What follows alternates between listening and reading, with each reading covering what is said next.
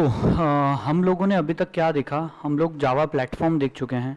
Java platform last time हमने जो देखा था उसमें हमें इतना समझ में आया, ये एक ऐसी चीज़ है जो कंप्यूटर में अगर आपके नहीं है तो आप जावा में लिखे, जावा के अंदर जावा के ना तो प्रोग्राम्स बना सकते हो ना उनको रन कर सकते हो। So basically Java platform is set of those tools which will allow you to develop Java programs, ठीक है, which will facilitate developing and running programs. So basically इसमें तीन चीज़ें थी। एक तो जावा एप्लीकेशन प्रोग्रामिंग इंटरफेस, मतलब जावा की लाइब्रेरी मिलती है साथ में। दूसरी चीज़ होती है जावा वर्चुअल मशीन, मतलब जिसे जावा इंटरप्रेटर कहते हैं। और तीसरी चीज़ होती है जावा कंपाइलर। आपको ये तीन चीज़ें मेनली इस प्लेटफॉर्म में ये तीन चीज़ें होती हैं जिनसे मिलकर प्लेटफॉर्म बना होता है। ओके, इसके बाद जावा प्लेटफॉर्म्स या जावा के एडिशंस भी अलग अलग ऑपरेटिंग सिस्टम के लिए, अलग अलग प्लेटफॉर्म के लिए अलग अलग होते हैं। मतलब आपको ध्यान हो तो अपन ने जब जेडी के इंटरनेट से डाउनलोड कर रहे थे तो मैकिंटोश मैक ऑपरेटिंग सिस्टम के लिए अलग दिख रहा था, लिनक्स के लिए हमें अलग दिखता था, एंड विंडोज़ के लिए इट वाज डिफरेंट। और विंडोज़ में भी 32 बिट के लिए अलग था, 64 बिट के लिए अलग था। So for different platforms, different operating systems, हमारा जावा का प्लेटफॉर्म अलग अलग होता है। फिर जावा के प्लेटफॉर्म्स या जावा के एडिशंस भी कई सारे हैं। एडिशंस भी हैं, मतलब कि आपकी रिक्वायरमेंट किस तरह की, आप कितना छोटा या कितना बड़ा सॉफ्टवेयर बनाना चाहते हो, उसके बेसिस पे जावा का एडिशन या प्लेटफॉर्म आप यूज़ करोगे। एग्जाम्पल, हम लोगों ने देखा था कि हम लोगों को सिंपल नॉर्मल एक एप्लीकेशन बनानी है अगर, तो we will use Java SE, Java standard edition, हम लोग ये यूज़ करेंगे। इसके अलावा there were Java micro edition, बहुत छोटे सॉफ्टवेयर बनाने के लिए।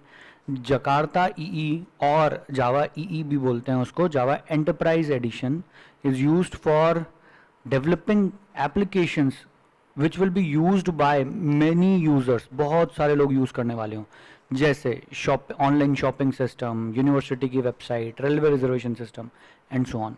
जावा कार्ड्स जो स्मार्ट कार्ड्स के ऊपर डलने के लिए सॉफ्टवेयर बनाओगे, चलने के लिए सॉफ्टवेयर बनाओगे, they will be known as Java, उनको आप जावा कार्ड्स का यूज़ करके बनाओगे, जावा कार्ड एडिशन।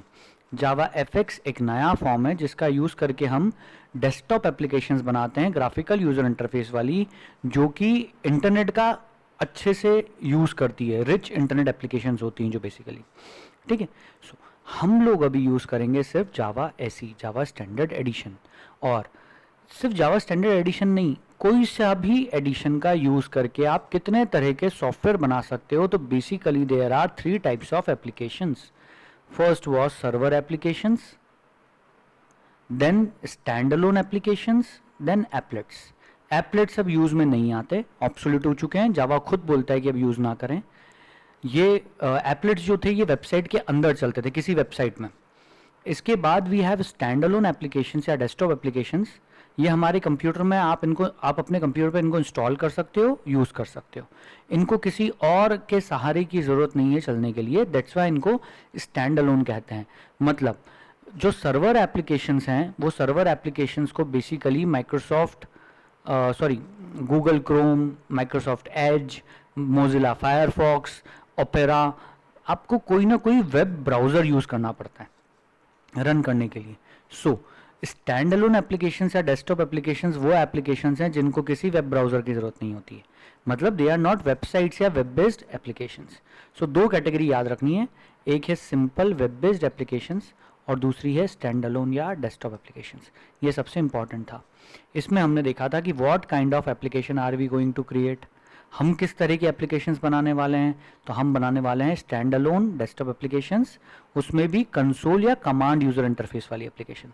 मतलब हम हमारे पूरे 9th-10th के सिलेबस में जो एप्लीकेशन डिज़ाइन करेंगे, those applications will be console या कमांड यूज़र इंटरफेस वाली एप्लीकेशंस, ठीक है। इसमें सिर्फ टेक्स्ट टाइप कर सकते हो, टेक्स्ट के अलावा और कुछ भी नहीं होगा उसमें, सिर्फ टेक्सचुअल फॉर्म में सब कुछ होगा। ओके, यहाँ तक पढ़ के ख़त्म करा था। We were suppose to start with software required for Java programming, ठीक है। जावा में प्रोग्रामिंग करने के लिए हमें जावा का प्लेटफॉर्म तो चाहिए कंप्यूटर पे, लेकिन कंप्यूटर पे जावा का प्लेटफॉर्म हम कैसे डालें।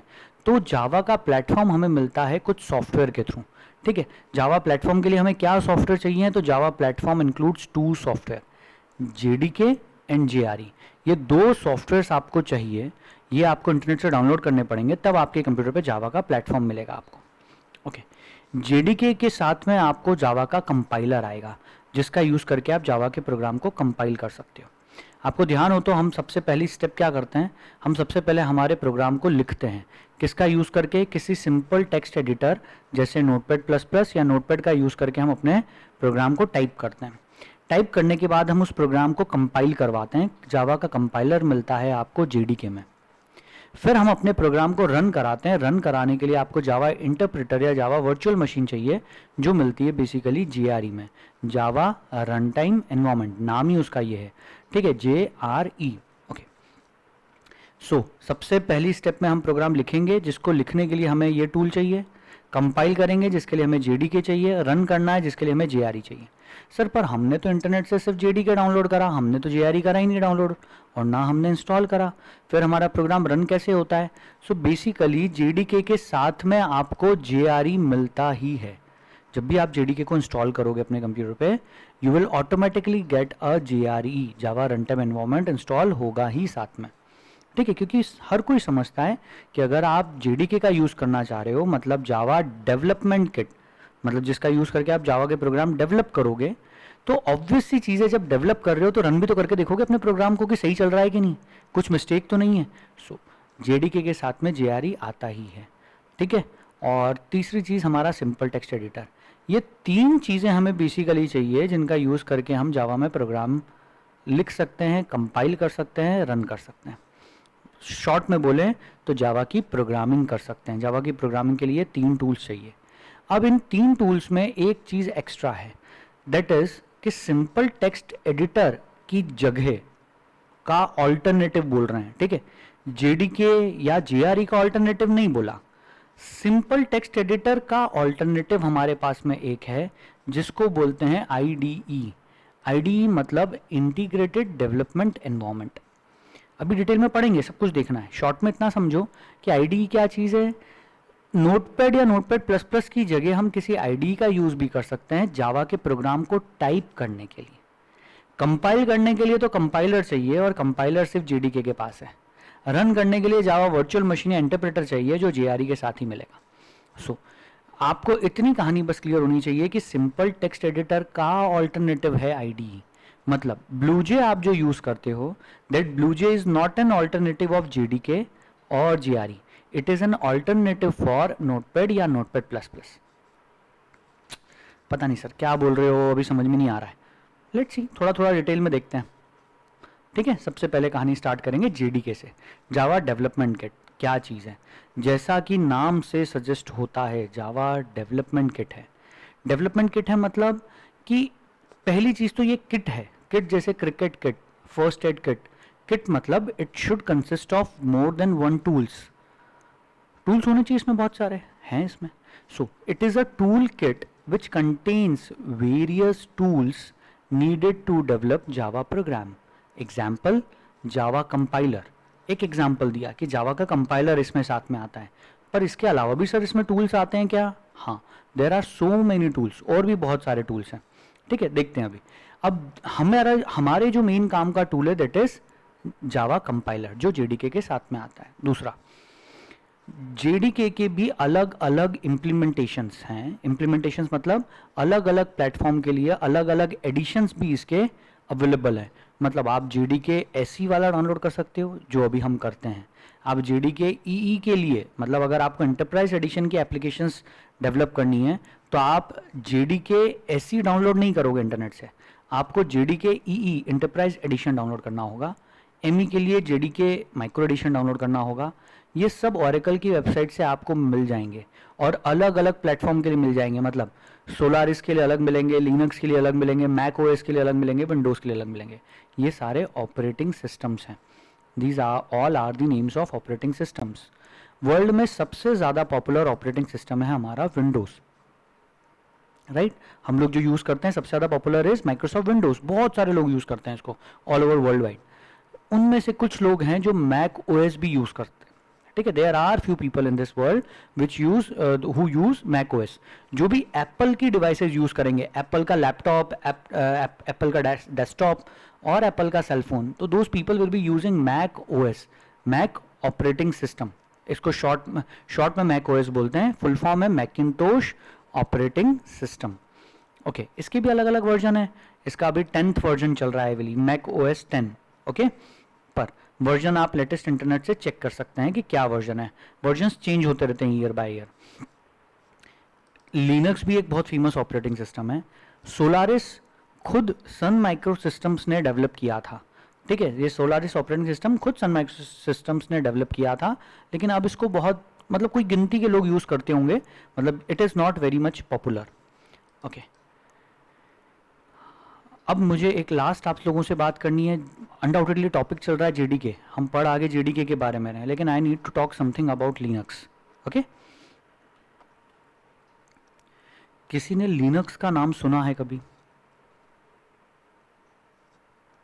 यस सर, हमने सुना है, हमने चलाया भी है 1 साल पूरे। ओके, कौन सा वर्जन चला है लिनक्स का, क्या नाम था उसका, कुछ याद है? सर उबंटू नाम था। क्या नाम था? सर यू से उबंटू ऐसा कुछ नाम था sir. Exactly, the name is Ubuntu. Okay, it is one of the very yes. it is very popular Linux distribution. ठीक है, चलो बात करते हैं लिनक्स के बारे में। अब एक चीज़ बताएं, माइक्रोसॉफ्ट विंडोज़ जैसे मैंने आपको लास्टली बताया था, वो फ्री नहीं है। ठीक है, आपको पैसा देना पड़ेगा, आपको उसका लाइसेंस परचेज करने के लिए फीस पे करनी पड़ेगी कुछ माइक्रोसॉफ्ट कंपनी को। 2000, 3000 से 4000 something you will have to pay. Okay, so it's not free undoubtedly. अच्छा, विंडोज के ऊपर वायरसेस अटैक करते हैं, वायरस लगते हैं? Yes sir. बराबर। Yes sir. Yes, sir. So for the purpose what we use,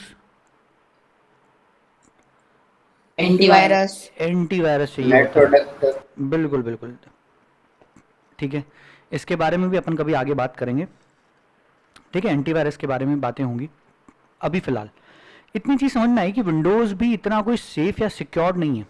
अच्छा, वर्ल्ड के बड़े बड़े सर्वर ऑपरेटिंग सिस्टम जिनके ऊपर जैसे फेसबुक का सर्वर या फिर गूगल का सर्वर या और भी बहुत बड़े बड़े सर्वर्स या साइंटिफिक रिसर्च सेंटर्स जो होते हैं, वहाँ पे जो काम चलता है, वहाँ पे जो ऑपरेटिंग सिस्टम यूज़ आता है, क्या वो विंडोज़ होगा?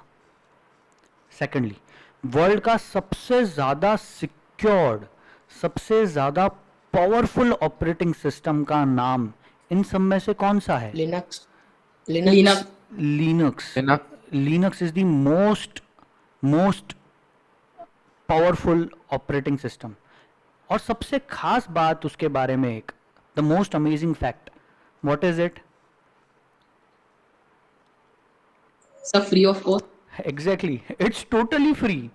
मतलब आप समझो, विंडोज़ हम लोग यूज़ करते हैं, उस पर वायरस लगते हैं, it's not that much secured, लेकिन स्टिल हम लोग पैसा देके विंडोज़ खरीदते हैं। और जो टोटली फ्री ऑपरेटिंग सिस्टम हमारे पास में मार्केट में अवेलेबल है, जो सबसे ज़्यादा पावरफुल है और सिक्योर्ड है, हम उसको यूज़ नहीं करते। सो इसे कहते हैं भेड़ चाल।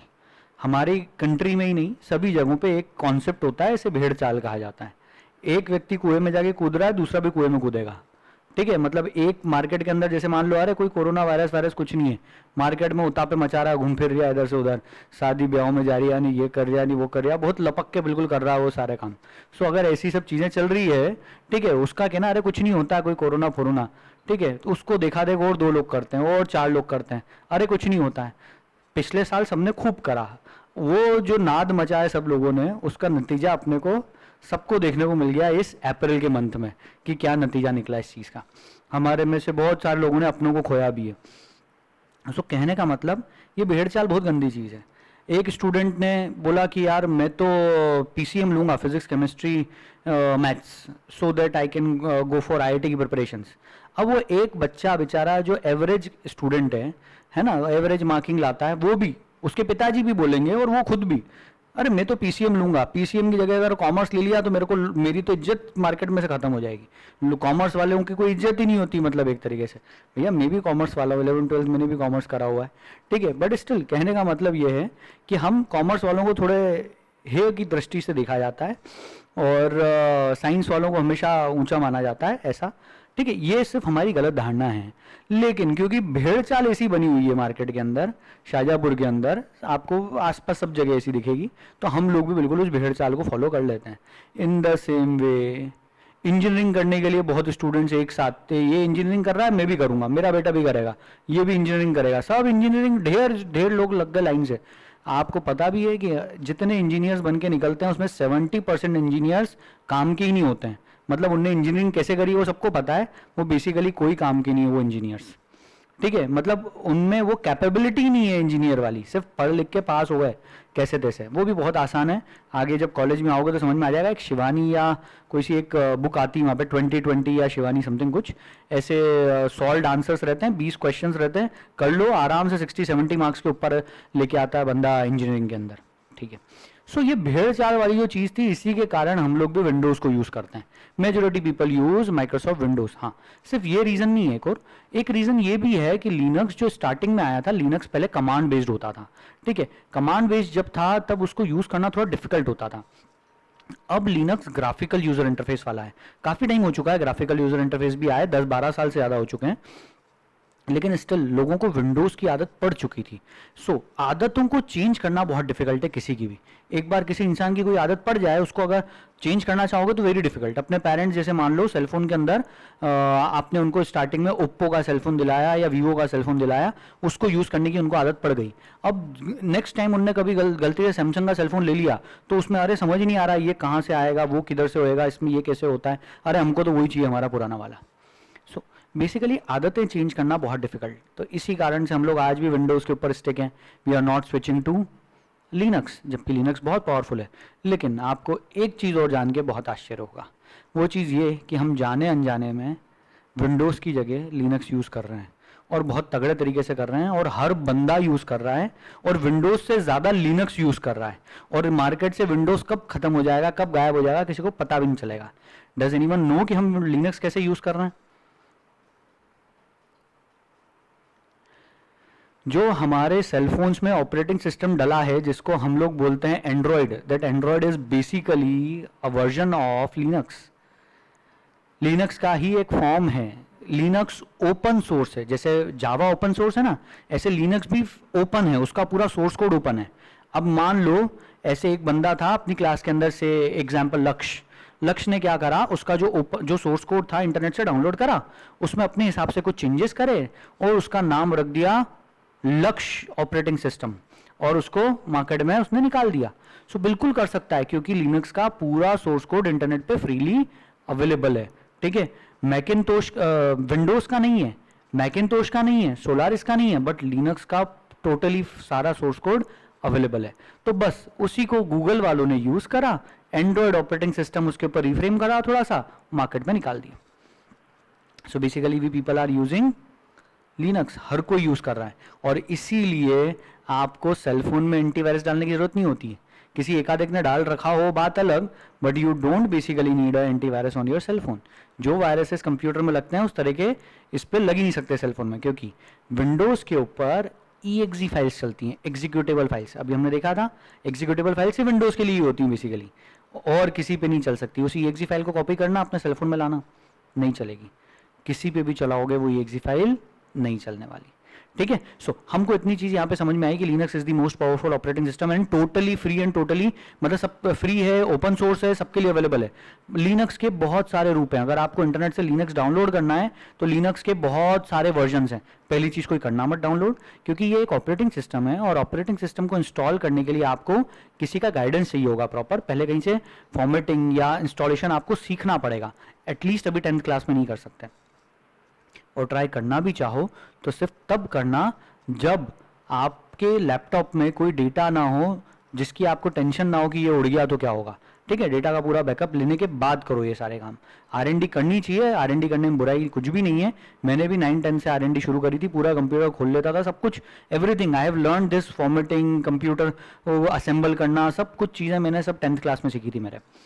सो there is nothing wrong in this, इसमें है कुछ भी बुरा ही नहीं है, बिल्कुल अपन 10th क्लास में कर सकते हैं, लेकिन बैकअप अवेलेबल होना चाहिए। ऐसा नहीं होना चाहिए कि घर पे मम्मी या पापा डंडे मार रहे हैं कि तुमने ये क्या कर दिया, खराब कर दिया, और जब देखो जब खराब कर देते हो फिर वहाँ दुकान पे भागना पड़ता है उसको सही कराने के लिए। सो अभी कोरोना वाले टाइम में तो और भी नहीं कर सकते हो। सो R&D करना चाहिए, सबको करना चाहिए। R&D, everyone knows what is the meaning of R&D?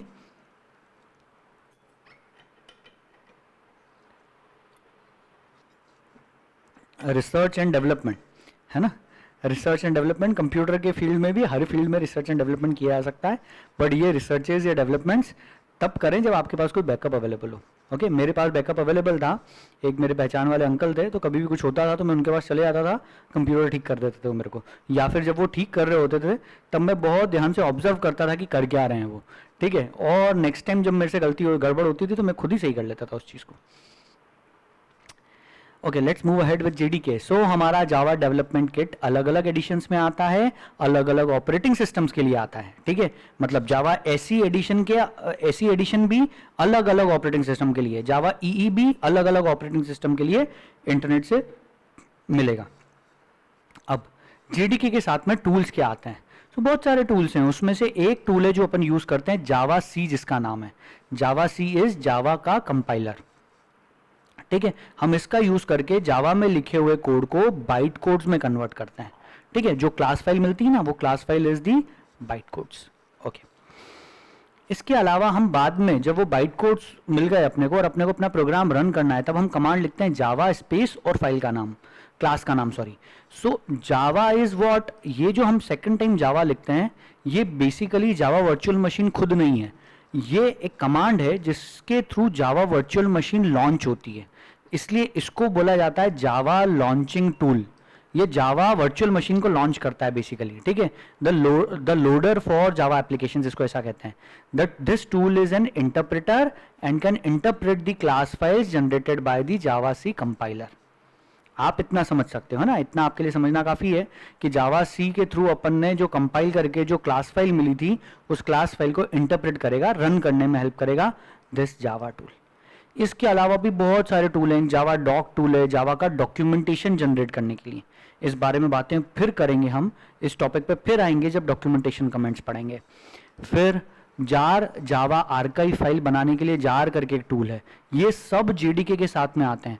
Appellate viewer एक टूल है, जब आप एपलेट्स बनाते हो तो उसको रन करने के लिए हमें एपलेट व्यूअर टूल चाहिए होता है। अब ऑब्वियसली ये अब आपको नहीं मिलने वाला, क्योंकि अपन ने देखा था JDK 9 के बाद, JDK 11 से तो उन्होंने बंद ही कर दिया। JDK 11 से यू वोंट हैव एपलेट्स, मतलब it won't support applets. So JDK के अंदर ये सारे टूल्स आने वाले हैं। पता कैसे चलेगा सर कि ये सारे टूल्स हैं? पहली चीज़, आप इन सबको एग्जीक्यूट कर पाते हो, रन कर पाते हो। ये जो आप कमांड्स बोल रहे हैं अपन, ये बेसिकली फाइल्स हैं, और ये सारी एग्जीक्यूटेबल फाइल्स हैं, EXE फाइल। कहाँ पड़ी हैं ये सारी फाइल्स? एक छोटा सा आइडिया इस चीज़ का ज़रूर होना चाहिए। So let's open this PC, let's move to C drive, let's move to program files, जहाँ पे हमारा जावा डला है।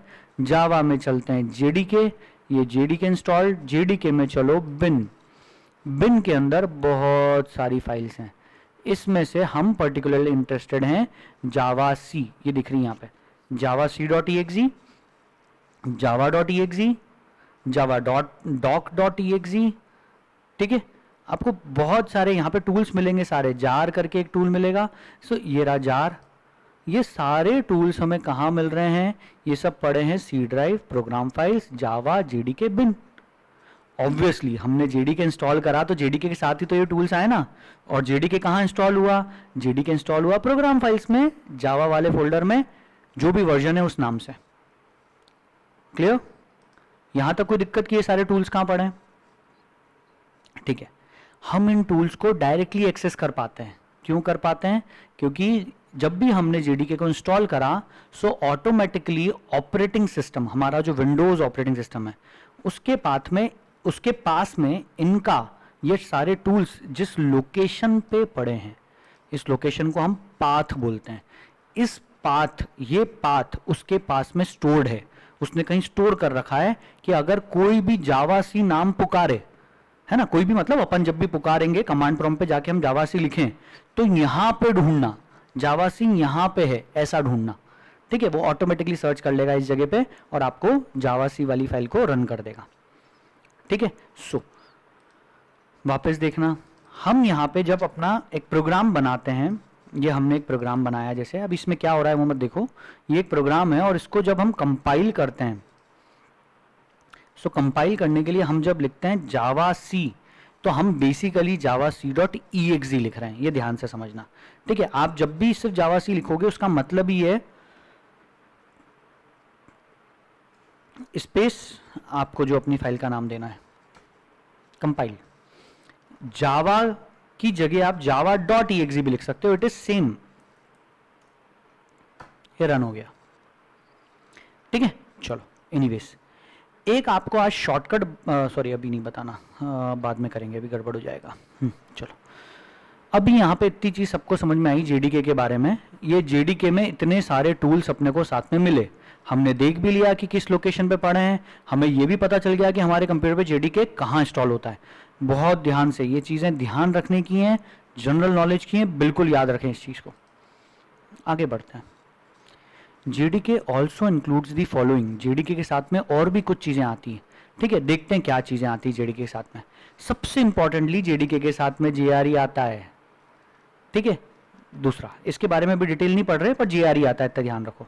दूसरा, इसके साथ में wide selection of examples of programs, मतलब कुछ एग्जाम्पल्स भी साथ में इंस्टॉल होते हैं, जिन एग्जाम्पल्स को बच्चा पढ़ाई के लिए, कोई स्टूडेंट पढ़ाई के लिए रेफर कर सकता है, देख सकता है। ये एग्जाम्पल्स भी इसके साथ में इंस्टॉल होते हैं। जावा एपीआई का सोर्स कोड, जावा एपीआई मतलब जावा की लाइब्रेरी, जावा की लाइब्रेरी तो इंस्टॉल होती ही है साथ में, लेकिन उस लाइब्रेरी का पूरा सोर्स कोड मिलता है। सोर्स कोड मतलब हम उस लाइब्रेरी के अंदर उस लाइब्रेरी की क्लासेस को ओपन करके देख सकते हैं उनमें कोड क्या लिखा है। ठीक है, ये सब मिलता है एक src.zip के अंदर। आज सिर्फ एक बार बता रहा हूं, बाद में इसको रेफर करेंगे हम कई बार। ठीक है, आज सिर्फ देखो कि src.zip या एपीआई का सोर्स कोड कहां होता है। वापस चले सी ड्राइव, प्रोग्राम फाइल्स, जावा, जेडीके, यहां पे चलना है लिब में। लिब में आपको src.zip, लिब मतलब लाइब्रेरी, यहाँ पे लाइब्रेरी के अंदर अपनी जावा की लाइब्रेरी आ गई, लेकिन हमें चाहिए उसका सोर्स कोड, उस लाइब्रेरी का सोर्स कोड जिसको हम पढ़ सकें, जो जावा लैंग्वेज में हो। हमें बाइट कोड्स नहीं चाहिए, हमें जावा लैंग्वेज में लिखी हुई एपीआई चाहिए, ताकि हम उसको पढ़ के समझ सकें। पढ़ के समझना क्यों पड़ेगा? कुछ पर्टिकुलर ज़रूरत हो सकती है जब आपको इसको पढ़ के समझना पड़े, कोई नेसेसिटी होगी। तो इसमें जावा डॉट बेस, इसके अंदर जावा, सब ने एक क्लास यूज़ में लिए, स्ट्रिंग क्लास या फिर स्कैनर क्लास सबने यूज़ में लिए, या math class, I believe math सबने यूज़ में ली। ये मैथ क्लास मैथ पैकेज में नहीं है, लैंग पैकेज में है। पैकेजेस क्या होते हैं पढ़ेंगे, अभी इसके अंदर बहुत सारी क्लासेस है, इसमें से हमारी मैथ क्लास, इस मैथ क्लास को हम ओपन करके देख सकते हैं, इसका पूरा जावा का कोड इसके अंदर दिखता है। ठीक है, मैथ क्लास में क्या क्या है, मैथ में पाई नाम का एक वेरिएबल है, ई नाम का एक कांस्टेंट है, सॉरी वेरिएबल नहीं कांस्टेंट्स, फिर साइन करके मेथड है, कॉस करके मेथड है, and specially there is a method that we use the most common. कौन सी मेथड यूज करते हैं मैथ क्लास की हम लोग यूजुअली? 9th में कुछ तो पढ़ा होगा, कहीं ना कहीं कुछ सुना होगा।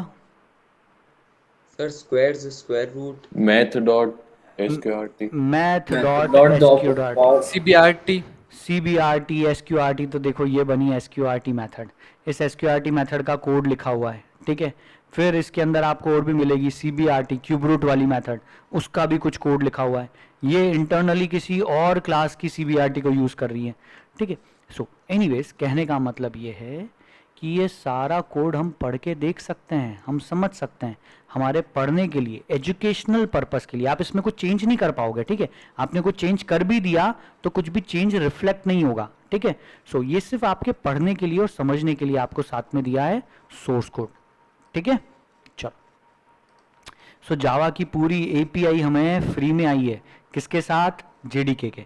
जेडीके के साथ कितनी चीजें आ गई, बहुत सारे टूल्स आए, फिर जेआरई आया, कुछ एग्जाम्पल्स आए, कुछ जावा की एपीआई का पूरा सोर्स कोड आया, और वो सोर्स कोड किस में है? src.zip नाम के एक फोल्डर, एक फाइल में। जिप फाइल क्या होती है? एनीवन?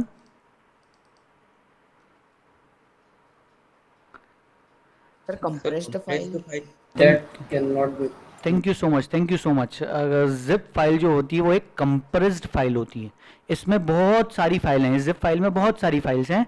उन सारी फाइल को कोई टेक्निक यूज करके कंप्रेस कर दिया ताकि वो आपकी हार्ड डिस्क में ज़्यादा स्पेस ना ले, या फिर जब आप उसको इंटरनेट से डाउनलोड करो तब आपको ज़्यादा डाउनलोड ना करना पड़े, छोटी फाइल डाउनलोड करना पड़े आपको। ठीक है, तो this is a compressed file. इसको आप अनकंप्रेस भी कर सकते हो। गेम्स खेलने के लिए हमें यूजुअली ऐसा करना पड़ता है। गेम्स के लिए बहुत सारी चीज़ें, क्रैक्स व्रैक्स या कुछ चीज़ें जिप फाइल के फॉर्म में आती हैं, हम उनको अनकंप्रेस करके यूज लेते हैं। ठीक है, अब सर एक्सट्रैक्ट करना। एक्सट्रैक्ट करना पड़ता है। अनकंप्रेस मतलब एक्सट्रैक्ट करते हैं, एग्जैक्टली है ना। उसमें एक्सट्रैक्ट मतलब उसके अंदर से फाइलों को बाहर निकालते हैं जो जो उसके अंदर थी। ओके, अब एक इंपॉर्टेंट चीज अभी ध्यान से देखें, यहाँ पे फिर से वही बात कही, there is no alternative to JDK. JDK का कोई ऑल्टरनेटिव नहीं है। आपको अगर अपने कंप्यूटर पे जावा का प्रोग्राम लिख के कंपाइल करना है, सो आपको जावा का कंपाइलर चाहिए, और कंपाइलर सिर्फ जेडीके के साथ में ही आता है और सिर्फ ओरेकल वाले ही दे सकते हैं। ऐसा क्यों? क्योंकि जावा लैंग्वेज किसने लिखी, कहाँ, कौन मेंटेन करता है, किसने बना रखी है? तो ये सब जावा वालों ने बना रखी है, मतलब ओरेकल कंपनी या सन माइक्रोसिस्टम्स के पास में। तो उसका कंपाइलर या उसका ट्रांसलेटर भी किसके पास हो सकता है? सिर्फ जावा वालों के पास। तो बिल्कुल सही, इसलिए आपको जेडीके का कोई ऑल्टरनेटिव नहीं है। ये ऑल्टरनेटिव आपको, मतलब आपको जेडीके यूज करना ही पड़ेगा। सर तो फिर ब्लूजे में हम अपना प्रोग्राम कैसे लिख के कंपाइल या रन कर पाते हैं? बराबर, ब्लूजे में हम अपना प्रोग्राम कैसे लिख के कंपाइल या रन कर पाते हैं? So let's have a look. ये ब्लूजे की वेबसाइट पे चलते हैं। ब्लूजे की वेबसाइट में डाउनलोड एंड इंस्टॉल पे चले, यहाँ विंडोज आया, रिक्वायर 64 बिट विंडोज ऑल्सो, है ना, और इसको यहाँ से आप डाउनलोड कर सकते हो। यहाँ लिखा है BlueJ now uses Java 11 plus which requires a 64 bit operating system. पहली चीज उनने कह दिया कि ब्लूजे का भी अब जो लेटेस्ट वर्जन है वो किस पे चलेगा? सिर्फ 64 बिट वाले ऑपरेटिंग सिस्टम पे, और उसके साथ में जावा का 11th वर्जन या उससे हायर आएगा, उससे नीचे वाले वर्जन अब नहीं आएंगे। मतलब ब्लूजे भी इंटरनली कहीं ना कहीं क्या यूज कर रहा है? जेडीके यूज कर रहा है फॉर 32 बिट ऑपरेटिंग सिस्टम। अगर आपके पास 32 बिट का कंप्यूटर है और ऑपरेटिंग सिस्टम है, तब तो आपको पुराना ब्लूजे यूज करना पड़ेगा जो 4.1.4 वाला वर्जन है। You won't have to use ये लेटेस्ट वर्जन, आप यूज नहीं कर पाओगे। ठीक है, सो इतनी कहानी समझें कि आपको इसके साथ में जेडीके इंस्टॉल होता ही है। ठीक है, एक बार मैं इसको डाउनलोड करके और इंस्टॉल करके आपको बताऊंगा तो आपको अपने आप क्लैरिटी आ जाएगी। ठीक है, मैं अभी इसको डाउनलोड कर रहा हूं। जब मैं इसको डाउनलोड करने गया तो यहाँ पे लिखा हुआ है 238 MB। इतना बड़ा क्या है ब्लूजे में? क्योंकि उसके साथ में जेडीके आया है, जो जेडीके खुद 160 MB का है। ब्लूजे की अलग चीज और जेडीके अलग चीज है, दोनों सब साथ में आए हैं उसके। ठीक है, so I am downloading this BlueJ. So let it get downloaded. एक बार पूरा कंप्लीट हो जाएगा, फिर अपन उसको इंस्टॉल करके और देखेंगे कि अच्छा इसके साथ में जेडीके आया क्या। We will verify. Okay, so अभी के लिए आपको इतनी चीज समझ में आई कि ब्लूजे भी इंटरनली जेडीके का यूज करता है। मतलब ब्लूजे में आपने कोई प्रोग्राम लिखा और उसको आपको कंपाइल करना है, तो ब्लूजे इंटरनली पीछे बैकग्राउंड में जेडीके यूज करेगा। ठीक है, जेडीके का कंपाइलर यूज करेगा, जेडीके के साथ में जो कंपाइलर आया वो यूज करेगा। ब्लूजे तो सिर्फ बीच में एक मीडिएटर है जो आपकी कमांड को, आपके कंपाइल करने वाली कमांड को उस तक पहुंचाता है। और ब्लूजे में आपको कमांड टाइप नहीं करनी पड़ती है, वो आपके लिए कमांड लिख देता है खुद से। ठीक है, चलो, सो ब्लूजे के बारे में कहानी क्लियर हुई यहाँ पे। अब एक चीज और है जो मैं अभी यहाँ बात नहीं करना चाहता कि there is no alternative to JDK, जैसे मैंने यहाँ लिख के दिया there is alternative to JDK, लेकिन अभी मैं उस बारे में बात नहीं करूंगा क्योंकि वो हमारे स्कोप से बहुत बाहर हो जाएगी चीज। ठीक है, कुछ ओपन सोर्स और भी, कुछ ओपन जेडीके करके भी एक चीज आई है, कुछ अलग अलग चीजें हैं। So I don't want to talk about those things right now. अभी Java run time environment, second, हमें हमारे कंप्यूटर पे जावा का प्लेटफॉर्म अगर चाहिए तो जेडीके तो डाल दिया, अब जेआरई भी चाहिए, पर जेआरई जेडीके के साथ में आ चुका है। ठीक है, लेकिन स्टिल मान लो किसी को सिर्फ अपने कंप्यूटर पे जावा में लिखा हुआ प्रोग्राम रन करना है, बस कंपाइल नहीं करना, बनाना नहीं है किसी को। मान लो मेरे को क्या करना है, एक इंटरनेट से मैंने एक गेम डाउनलोड करा, वो गेम जावा में लिखा हुआ है। मेरे को उस गेम को सिर्फ रन करना है, कंपाइल करा हुआ है वो गेम, मुझे सिर्फ रन करना है। सो रन करा हुआ है तो क्या मुझे मेरे कंप्यूटर रन करना है तो क्या मुझे मेरे कंप्यूटर पर जेडीके इंस्टॉल करना पड़ेगा? नहीं, आई ओनली नीड JRE। मैं अलग से सिर्फ JRE भी इंस्टॉल कर सकता हूँ, इंटरनेट से डाउनलोड करूंगा सिर्फ JRE और उसको इंस्टॉल कर सकता हूँ। JRE छोटा होगा, ठीक है, बहुत बड़ा नहीं होता है JRE, क्योंकि इसमें सिर्फ JVM आएगा और API आएगी, कोई सोर्स कोड वोर्स कोड और ये सब चीज़ें कुछ नहीं आती हैं। क्या आता है JRE में? जावा की लाइब्रेरी मतलब जावा API और जावा वर्चुअल मशीन और कुछ छोटे मोटे कुछ कंपोनेंट्स दूसरे आते हैं, ठीक है। इसके साथ में वो सोर्स कोड, API का सोर्स कोड या फिर कंपाइलर, ये सब चीज़ें नहीं आती। तो JRE इज स्मॉलर, छोटा होता है, ठीक है। इसको भी अपन इंटरनेट के ऊपर सर्च कर सकते हैं, यहाँ पे लिख के। जब आप JRE को डाउनलोड करोगे, ठीक है, तो जावा SE रन टाइम 8, जैसे अभी 8th एडिशन के लिए डाउनलोड पे मैं गया, तो आपको साइज दिख जाएगी कितनी साइज का होता है, ठीक है। ये चले यहाँ पे सोलारिस के लिए नहीं, मैक के लिए, देखो नाम यहाँ लिखे हुए दिख रहे हैं, लिनक्स भी ऑपरेटिंग सिस्टम है, मैक भी है, सोलारिस भी है, विंडोज़ के लिए आप देखोगे तो सिर्फ 80 MB का है exe फाइल, 64 बिट वाले की 80 MB, दैट्स इट। जहाँ JDK आता है वो कितने MB का होता है? 160 MB। So JRE is smaller, okay. JRE is only used अगर आपको अपने कंप्यूटर पे सिर्फ जावा में लिखे हुए प्रोग्राम चलाने हैं, बनाने नहीं है, कंपाइल नहीं करना है, तो you will use JRE। I believe दिमाग में बैठ गया आप सबके। सो JDK की डेफिनेशन सबको क्लियर, यहाँ पे जो लिखी है डेफिनेशन आपको याद करनी रहेगी, ठीक है। उसके अलावा उसमें 2 टूल्स के नाम, जावासी और जावा, 2 टूल के नाम याद कर लिए, अपना काम हो गया, इससे ज़्यादा कुछ नहीं चाहिए। या फिर उसके साथ में क्या आता है JDK के? JRE, जावा API सोर्स कोड, कुछ एग्जाम्पल, ऐसे 3 नाम याद कर लिए। JRE जावा रन टाइम एनवायरनमेंट की डेफिनेशन। सो सबसे इंपॉर्टेंटली पहली चीज़ तो ये कि JRE की डेफिनेशन पढ़ के ही आपको समझ में आ जाएगा कि इसका मतलब क्या है। पढ़ो तो एक बार डेफिनेशन।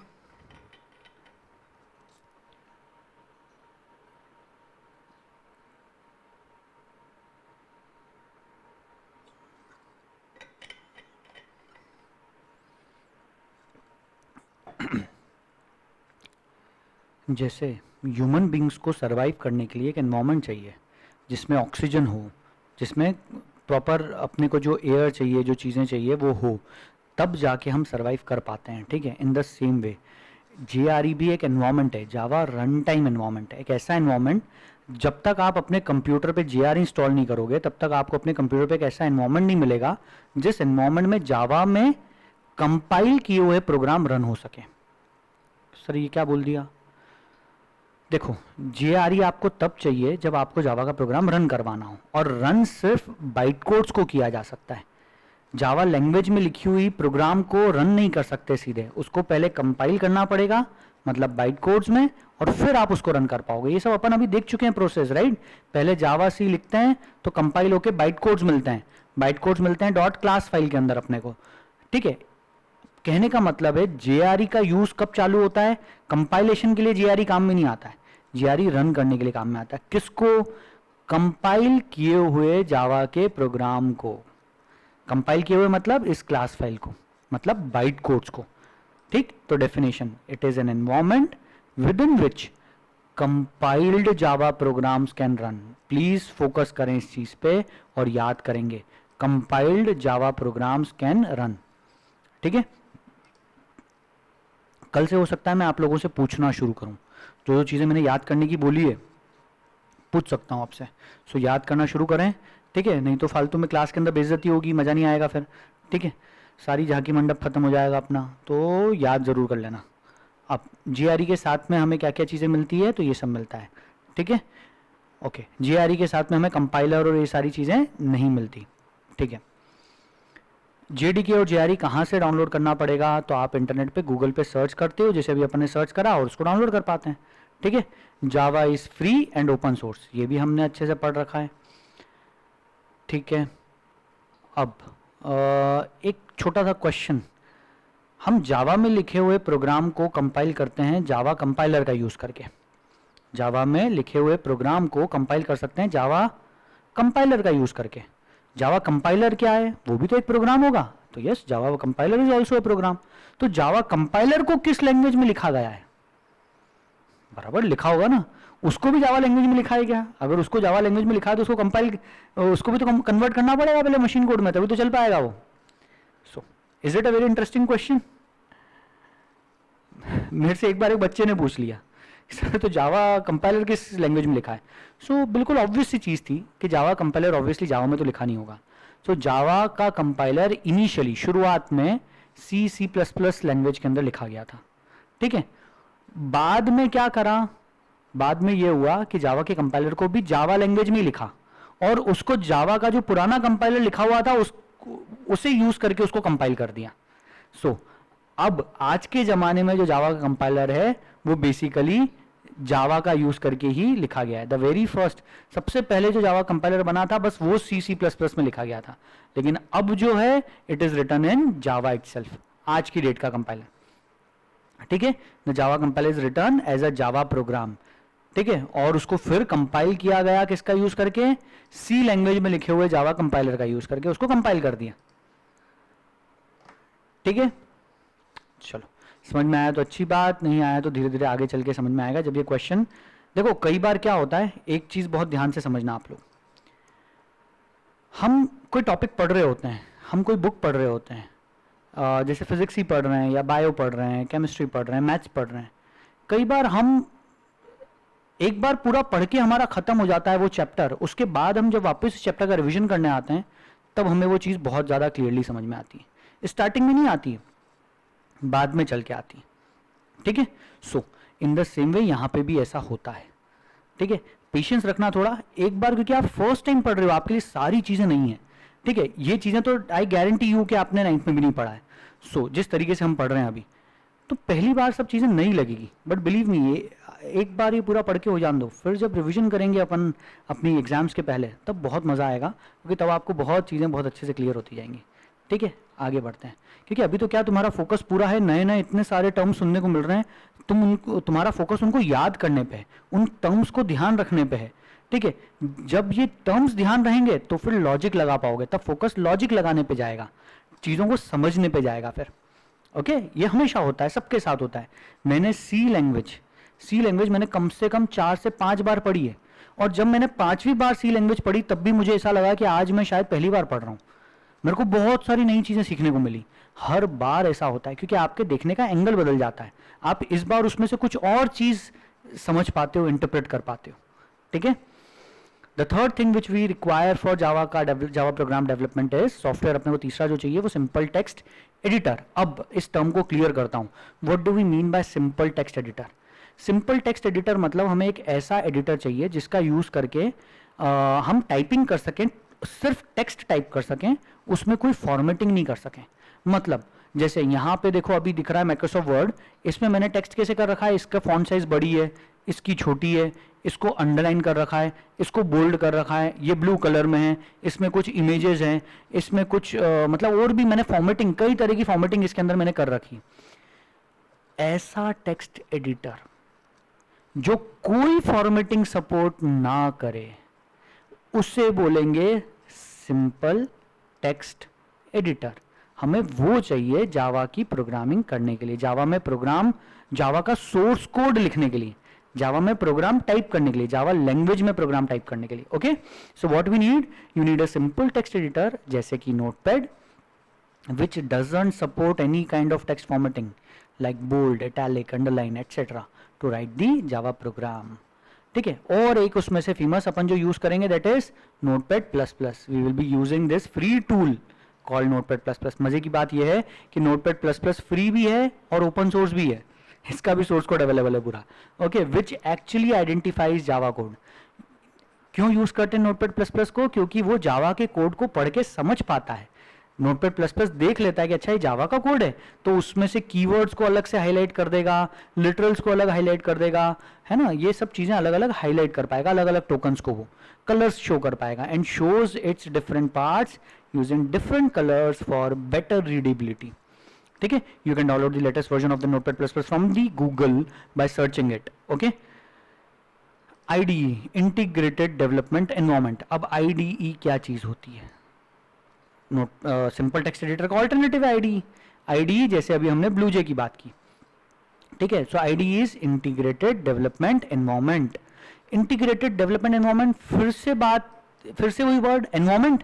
एनवायरनमेंट मतलब कोई एक ऐसा टूल जो हमको एक ऐसा एनवायरनमेंट दे जिसमें हम जावा का प्रोग्राम टाइप कर सकें, कंपाइल करने की फैसिलिटी भी हो, रन करने की भी हो, एरर ढूंढ के दूर करने की मतलब डीबगिंग की फैसिलिटी भी हो, कोड ऑटोमेटिक कंप्लीट करने का फीचर हो, कलर्स हो, अलग अलग फाइल्स को, पूरे प्रोजेक्ट को मैनेज करने के लिए फैसिलिटी हो, ताकि हम बहुत सारे प्रोग्राम उसमें एक साथ ओपन करके रख सकें, सब पे एक साथ काम कर सकें हम.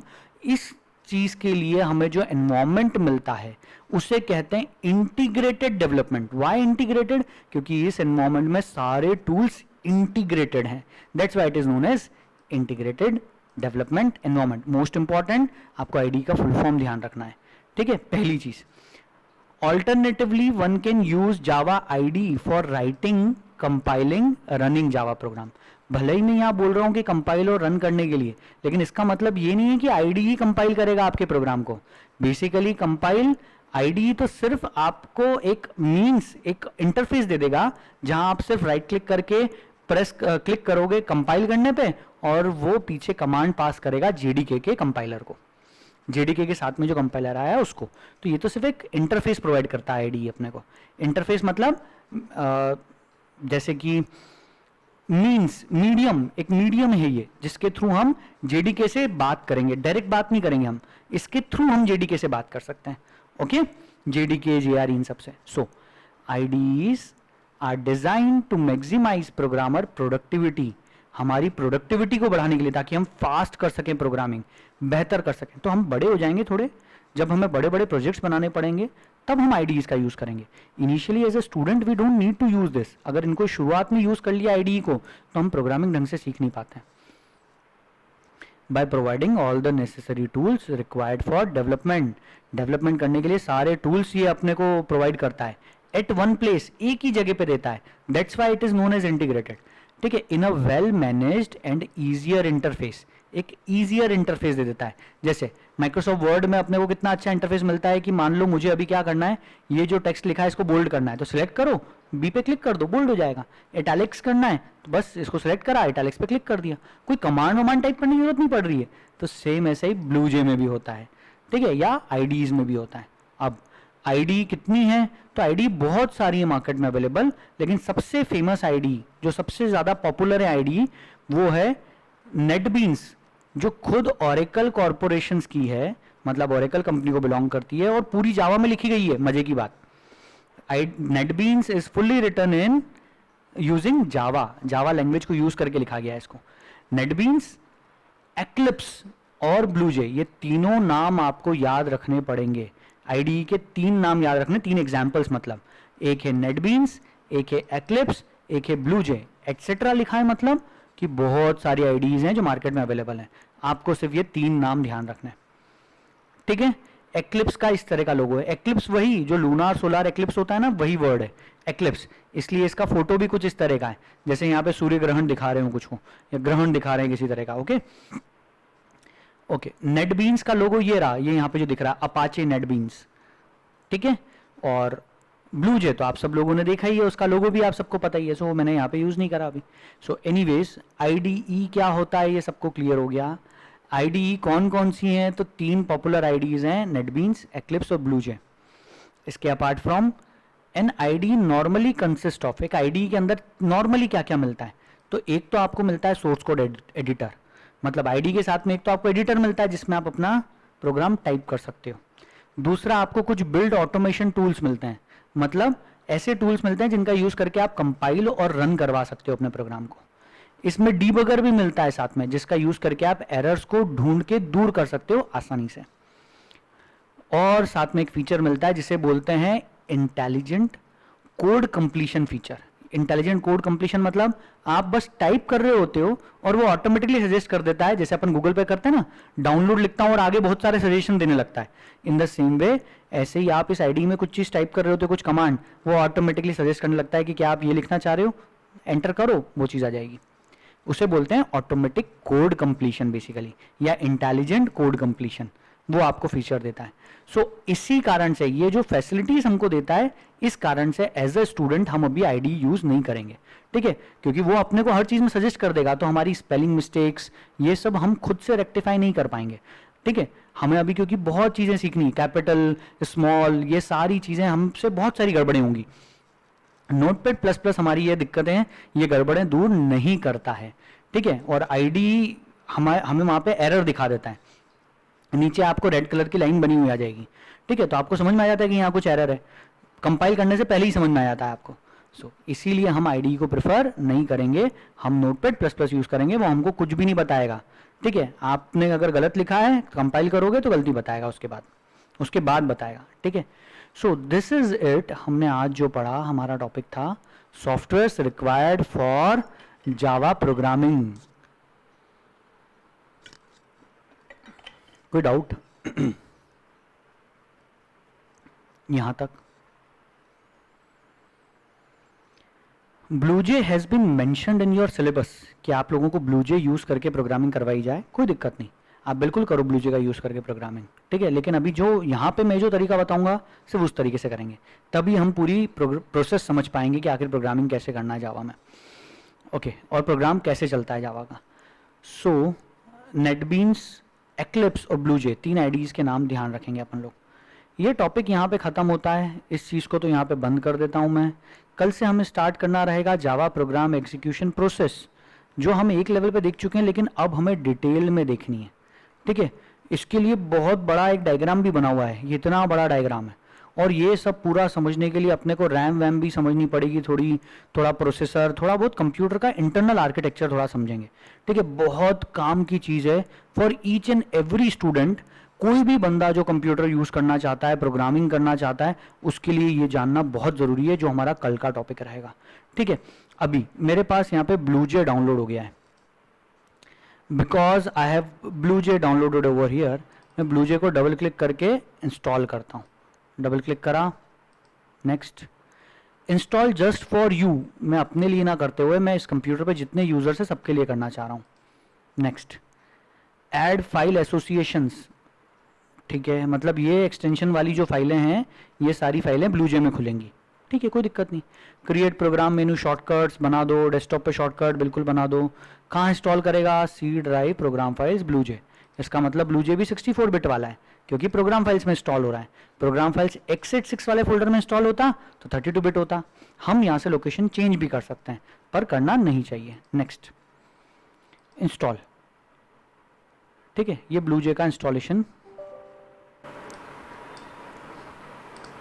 यस, पूरा इंस्टॉल करके वो खत्म कर देगा।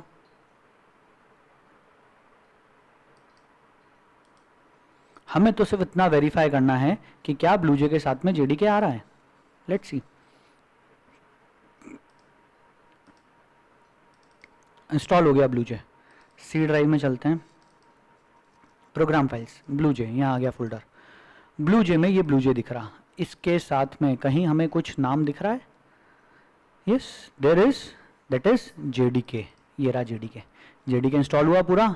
इसमें बिन भी है, उस बिन के अंदर जावा सी और जावा भी है। ये रहा जावा, ये रहा जावा सी, जावा डॉक, सारे टूल्स हैं। लिब भी है, लिब के साथ में src.zip भी है, सब कुछ है। So is it verified now कि ब्लूजे भी इंटरनली जेडीके यूज करता है? किसी को यहाँ कोई डाउट? एनीवन? सर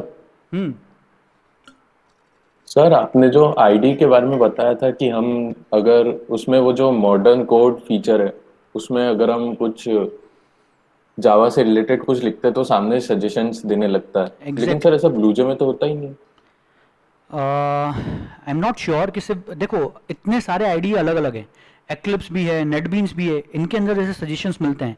ब्लूजे मैंने बहुत ज़्यादा यूज़ नहीं करा था, आई एम नॉट श्योर, लेकिन स्टिल एक लेवल पे तो सजेशंस देता है ब्लूजे भी। जैसे आपने कोई कीवर्ड की स्पेलिंग में गड़बड़ कर दी, कुछ गलत लिख दिया, तो वहाँ नीचे शायद कर्ली उसमें रेड कलर की लाइन आने लगती है, right? Yes sir, yes sir, red dot आता है लास्ट तो में। एक लेवल पे तो आपको कहीं ना कहीं हेल्प करता है, लेकिन सारे आईडीज एक जैसे फीचर्स नहीं देते। हर आईडी का अपना अपना कुछ अलग अलग फीचर मिलेगा आपको, ठीक है। नेटबीन्स, एक्लिप्स, ये बहुत ज़्यादा पॉपुलर और बहुत बड़े आईडीज हैं। इनको बहुत लोग यूज़ करते हैं, ब्लूजे कोई यूज़ नहीं करता है, ब्लूजे सिर्फ आपके सिलेबस में लिखा हुआ है, ठीक है। बेसिकली मतलब मैं भी जब प्रोग्रामर था, सॉफ्टवेयर डेवलपर था जब मैं, तो हम लोगों ने टोटली काम सिर्फ एक्लिप्स पे किया है।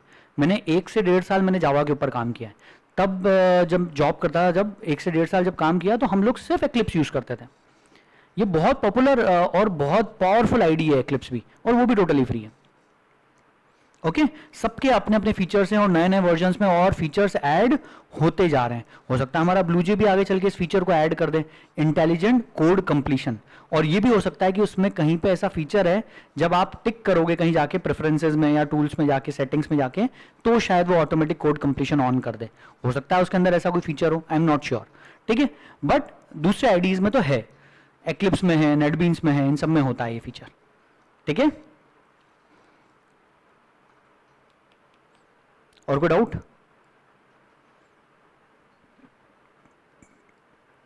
ओके चलो परफेक्ट, तो हम लोगों को समझ में आ गया। ये ब्लूजे अपन ने इंस्टॉल करके रखा है। अभी मैं इनिशियली ब्लूजे में कोई प्रोग्राम बना के कंपाइल करके रन नहीं करता हूँ, ठीक है। आपको एक आधा एग्जांपल के लिए भी दिखाना रहेगा तो दिखा दूंगा कि कैसे कंपाइल और रन करते हैं और बैकग्राउंड में क्या होता है, लेकिन अभी नहीं, वो भी मैं आपको दिखाऊंगा कुछ टाइम के बाद, ताकि आप रिलेट कर पाओगे। क्या रिलेट कर पाओगे कि हम जिस प्रोसेस से कंपाइलेशन करते हैं कमांड्स के थ्रू, और इधर जो ब्लूजे कर रहा है, इन दोनों में क्या डिफरेंसेस हो रहे हैं, हमें क्या चीज़ विजिबल हो रही है, क्या नहीं हो रही, ठीक है। चलो okay, take care, bye bye.